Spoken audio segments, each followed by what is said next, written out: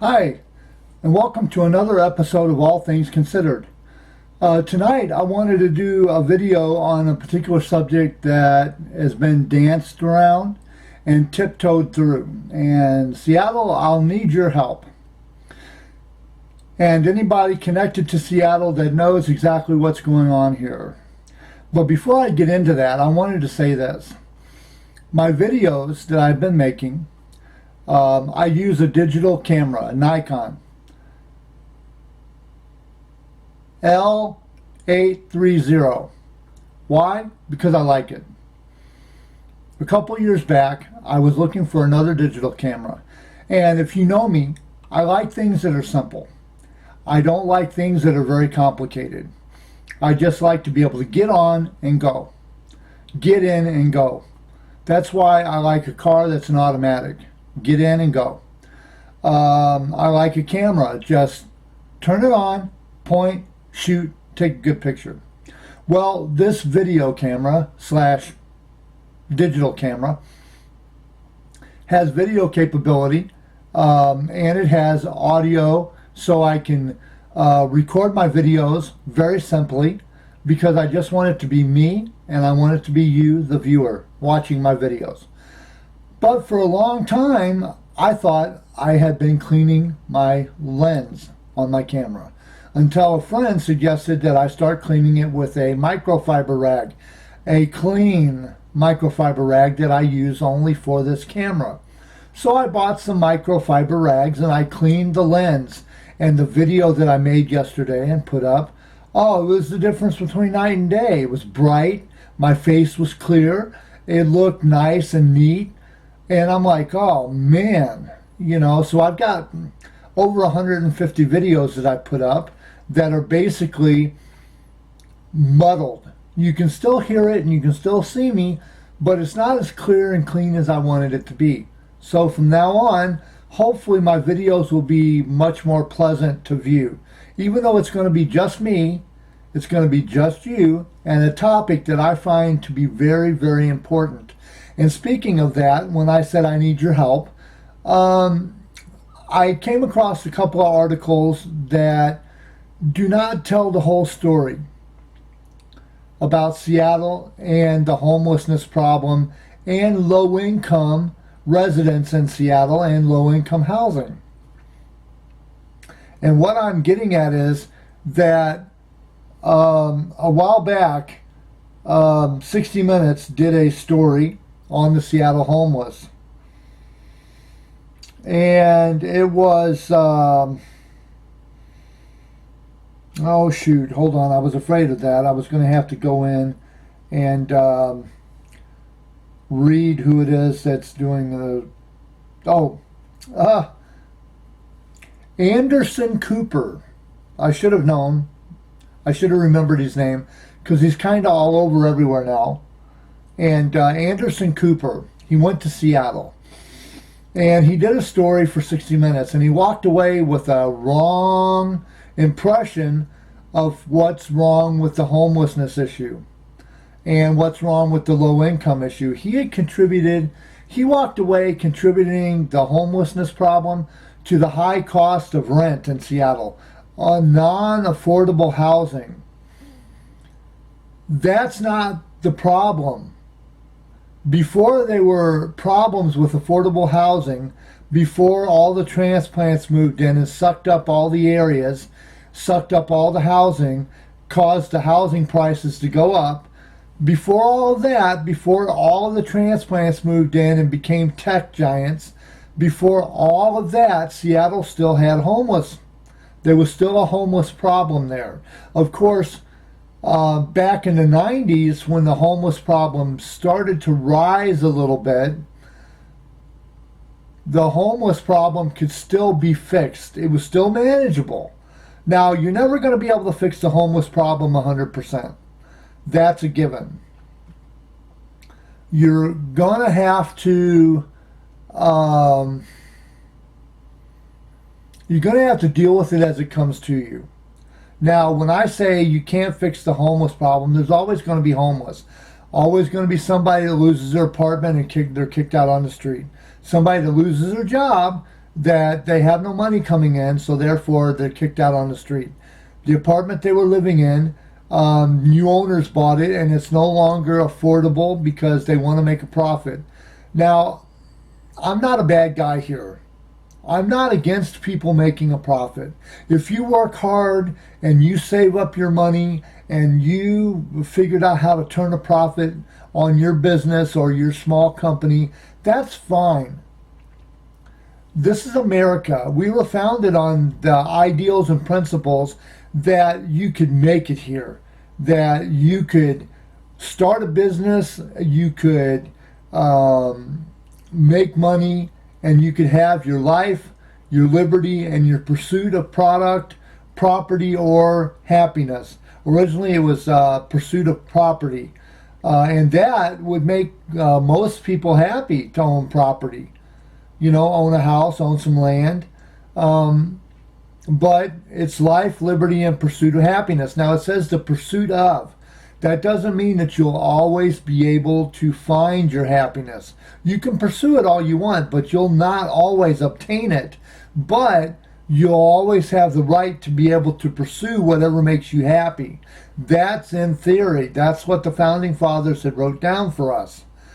That's not always the case now, because there's so many laws and there's so many people out there that want to stifle your right to life, liberty, and pursuit of happiness.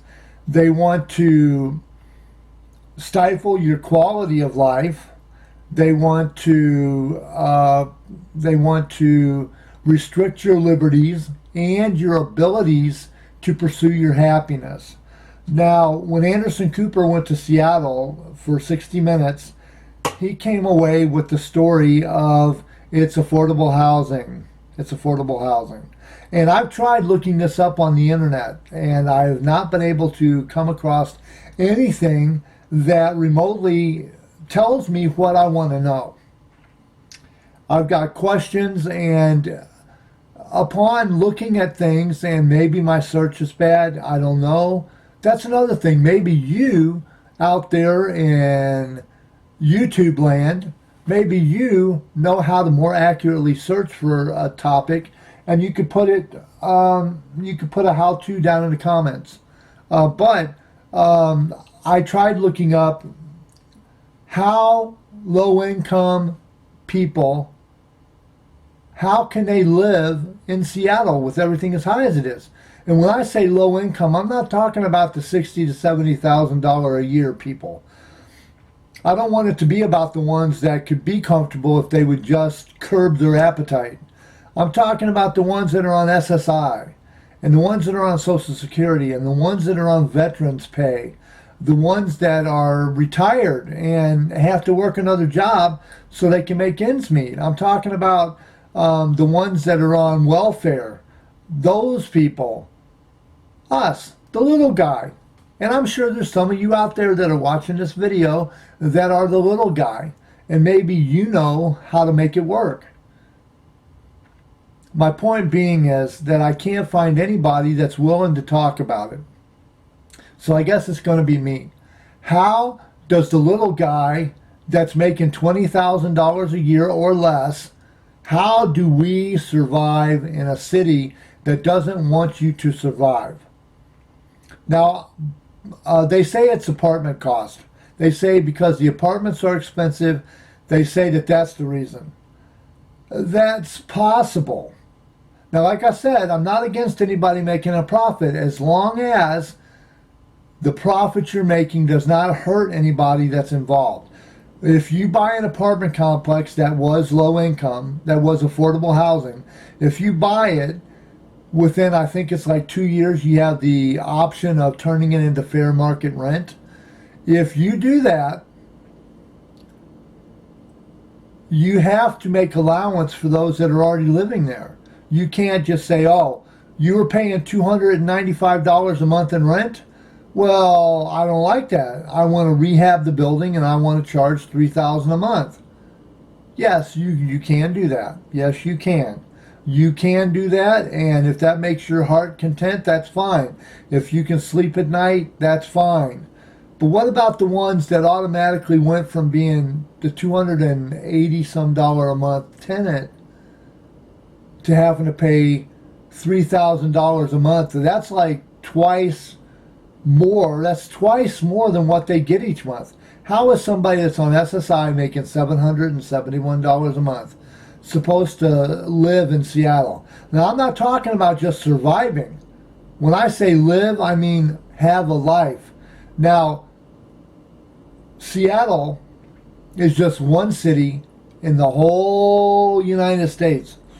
There's other cities like San Francisco, Portland, Oregon, Denver, Los Angeles, there's places where it's starting to get really, really bad for the low income anyway.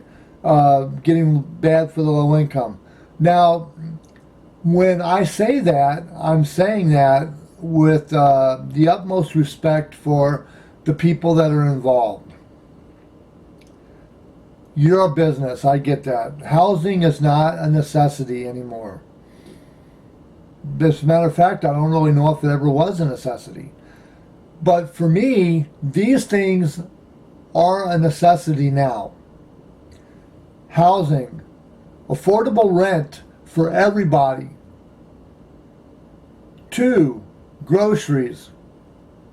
And 3, gas. So people that are making a minimum wage or less can get to work and take care of their families. Put gas in their car and go. Gas, groceries, and affordable housing, gas, groceries, and housing should not be just for the rich, not just for the ones that can afford it. It should not be let them eat cake. The rich should not be saying, oh, let them eat cake. No, the rich should be rich and also have a space in their heart for the poor. You don't have to go out of your way to help them, but don't go out of your way to hinder them either. That's what I'm saying. Now here it says, how do poor people live in Seattle? Let me see what it says. How do poor people live in Seattle? It says here, please forgive any ignorance or naivety, naivety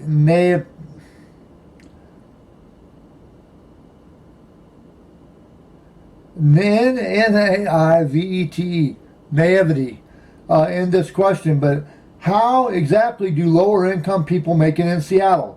The reason I ask is I'm always hearing about how incredibly expensive it is to live there and also how competitive the job market is. As an example, how does the 25-year-old with just a high school diploma and working as a clerk at a local drugstore afford the sky-high rents and other costs? Is a roommate necessary enough?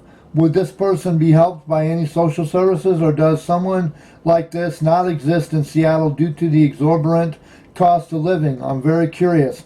Now, that's a question that somebody asked. But are they asking the right question? Are they asking an inclusive question? Does their question include the low income, such as the ones on Social Security and SSI, veterans benefits and welfare? Or are they just concerned about the ones that are working? And that seems to be the way it is with everybody. Worry about the ones that are working, ones that are contributing to society. Now, they look at the people on SSI and Social Security, veterans benefits and welfare as people that are being taken care of. So they're kind of forgotten about. But the ones that are on SSI, Social Security, veterans benefits and welfare, they're people too that contribute to the city in other ways. They buy groceries. They ride mass transit. They sometimes go to the theater. They go to restaurants and buy food at like fast food restaurants like Burger King and McDonald's and Subway. So the low income, although in theory they are taken care of because they get a cheaper rent, you can't get a cheaper rent with apartments that don't want to be cheaper. So that's the question that was asked, and this is some of the answers that were given. Roommates, food stamps, living with friends or relatives, especially older ones who bought their houses when things were cheaper, various other social services, subsidized housing, living further away from the city altogether. Depending on the situation, availability of social services may help. But a lot of issues now is the scarcity of low-income housing. There are a lot of jobs on the lower rung of the ladder, but people have to commit to crazy schedules and commute at least an hour to get to where they need to go. That answer is not an answer at all. That answer is no answer at all. When you say, how do low-income people live in Seattle? Now, when you say live, do you mean that you have a life? It's one thing to survive and barely make it, where you work, go home to sleep, go back to work, go home to sleep, go back to work, as opposed to working, having some time off, and being able to enjoy it in the city that you should be able to enjoy. Seattle is not just for the rich. It's never been just for the rich. Seattle has been for everybody.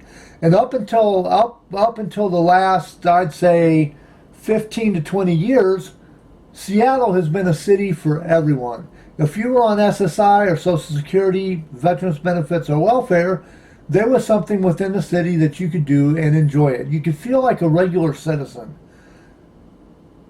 Now, that's not going to happen, because there's not really any theaters you can go to. There's not really any restaurants you can sit at unless it's like a cheap fast food place. When I lived in Seattle,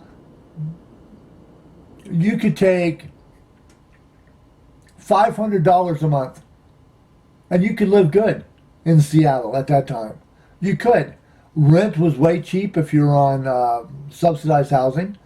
You could go to places and sit at a restaurant and feel normal. You could. Of course, you had to curb your spending a bit because, let's face it, $500 at that time was not a lot of money. And now $771 is not a lot of money. I've been to places where I went to buy clothes that cost that much money. A pair of shoes, a nice pair of socks, a pair of pants, a pair of dress pants, a shirt, t-shirts, dress shoes, and a pair of tennis shoes, and then dinner. And $771 wiped out just like that. Another answer here, it says, I'm planning on making the move in a year or two with a decent amount of money saved and transferring at first to another location of my company. I'm the drugstore clerk. I just want to get an idea of how to be able to do this. Are the rents outside of Seattle much more reasonable? I don't mind living within 50 miles of the city. Now that's great. The guy's got the ability to be able to do this and make it work. Me, on the other hand, I love Seattle. Downtown Seattle was for me. When I lived in Seattle, I lived in Capitol Hill, and I lived within walking distance to downtown Seattle. And when I say walking distance, it was a 20-minute walk. And I did not mind that at all. For me, I was younger. I was more physically fit. Now I'm 320 pounds. I'm in the process of losing weight. So I'm doing much better than I was, but after you get a certain age, it's harder. Sometimes you just kind of give up on yourself, and that's not good either. But I lived in Capitol Hill, and I could walk to downtown, and I could catch the bus going back up. I did not need a car because I was predominantly in downtown. If I wanted to go any place, I'd catch the monorail, go over to the Space Needle, have lunch there, take it back to the Westlake Shopping Center, and then over to the Pike Place Market. There was times when I could go at the Pike Place Market and I could buy what I wanted for dinner and take it home and cook it. Other times I could just sit at a restaurant, eating fish and chips, looking out over the Puget Sound, watching the ferry boats ferry back and forth. People oblivious to other people watching them. Just doing their thing, going here and going there, hither and yon. But now it's not like that. The freedom that Seattle had at one time is no longer there anymore because it's transplants that have moved in and overran the city. And they talk about affordable housing, not enough housing, not enough housing. Now, do you want Seattle to become like New York or San Francisco, where everything's jammed together so tight that you can't even slip a piece of paper in between the buildings? Seattle has always been about aesthetics. Seattle, when it was created with the idea that when you looked at the skyline, it was going to be beautiful, and they didn't want nothing clogging up the works like New York. New York is jammed, crammed, crowded with buildings and apartment buildings and work and office buildings and the such, where there's really no skyline unless you're out over the water looking towards New York in a certain way. Seattle, whether you're in the Space Needle overlooking Seattle, you're on the Puget Sound coming into Seattle, you're down at the CenturyLink Arena looking toward the Space Needle, you're up on Queen Anne, or you're up on Capitol Hill overlooking the city, especially Queen Anne. When you're overlooking the city in Queen Anne and you got a particular skyline that is gorgeous, especially at night, just when the sun's starting to set or when the sun's just coming up over the waters, and you got, especially at night when the city lights are on and you've got the moon out, and it's just gorgeous. And that's the way Seattle wanted it. But these new transplants and these new investors that want to come in, and property owners and investors, they don't care about the skyline. They don't care about the aesthetic. They care about profits and how much money they can make. And just like the mob, when they overtake somebody's restaurant or they take somebody's store, when they use as much as they can, what do? They torch it, they collect the insurance, and they go on to the next store. That's the way the property people are going to be. They're going to use Seattle as long as they can, and they're going to turn around and they're going to say, fuck you, and they're going to leave Seattle high and dry, and you guys are going to be stuck repairing the city. Seattle's going to have a huge hangover. It will. It may not be today, it may not be tomorrow, but Seattle will eventually suffer from a massive hangover from all the transplants that have moved here for a quick dollar. And all the ones that actually love Seattle and care about Seattle, we are the ones that are going to be left hanging in the balance. We are the ones that are going to be nursing a major hangover. I don't want to keep this very long, and I've tried to make my videos as short as I can, but I love to talk. And if you like to listen as much as I love to talk and you stuck around this long, thank you for sticking around. I appreciate it. If you have anything to add to this, if you know anything that I don't, which is possible, there's a lot of people out there smarter than me, but Seattle and other people in the world that may bump into this video, if you know of anything that I can do to add to this video that maybe I didn't think about, put a comment below. I appreciate it. If you have an idea for a better video or an idea for a video that you're curious about, a topic that I haven't touched on, that you think would be cool, I'll try to look it up for you. If you comment, I'll comment back. A healthy discussion is great. If you want to just start an argument, as long as it's polite, I don't really care. I'll try to talk to you about it and de-escalate the argument into a decent conversation. This is my thing. When you're in front of me, such as a comment, and we have a decent conversation, I am happy with that. If you know something that I don't, and I've made a mistake, please tell me. I'll try to correct it. And I'll look at it and I'll think about it and I'll say, hey, that guy or that woman or whatever was right. But anyway, on that note, if you like my videos, hit a big old thumbs up. If you want to subscribe, there's a subscribe button somewhere. I cannot do this without you. This is